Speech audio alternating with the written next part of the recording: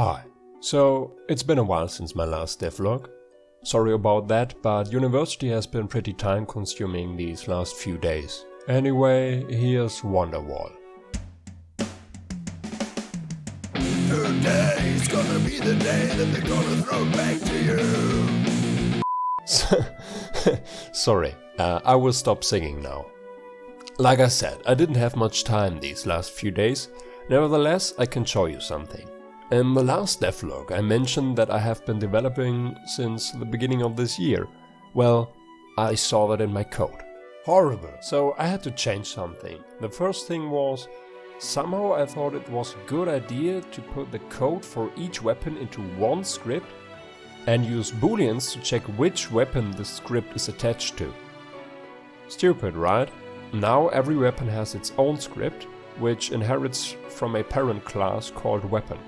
In short, inheriting means each subclass has the same functionality as its parent class, but can override some functions to change its behavior. Basically, like prefab variants in Unity. So far I've done this for weapons and projectiles, and I will do this for enemies in the future.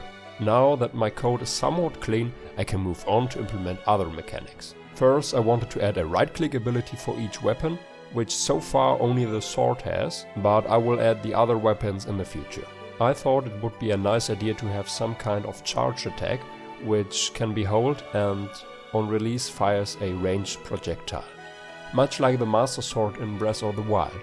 So the first thing I did was to create the graphics for the projectile.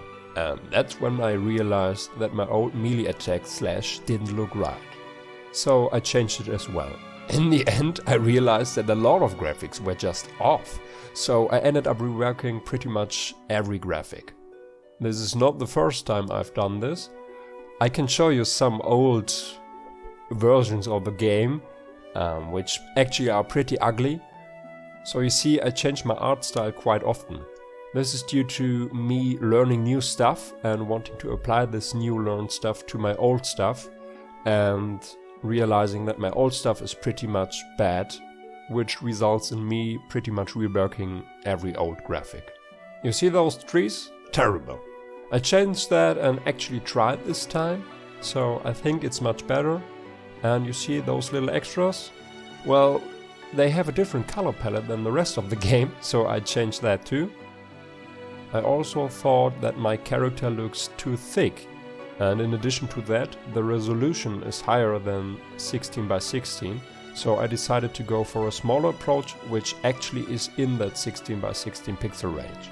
And changing the character also meant changing the items. So here's the new sword, the new axe, the new bow, the new helmet, and the new armor. While I was reworking the graphics, I thought I could add some kind of pathway to the scene. Oh yeah. And since I realized how easy auto-tiling is in Unity, I'm going to use it in this project as well. So now I can add dirt to my scene without having to choose the right tile every time.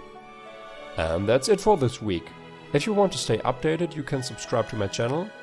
Have a nice day then. Bye.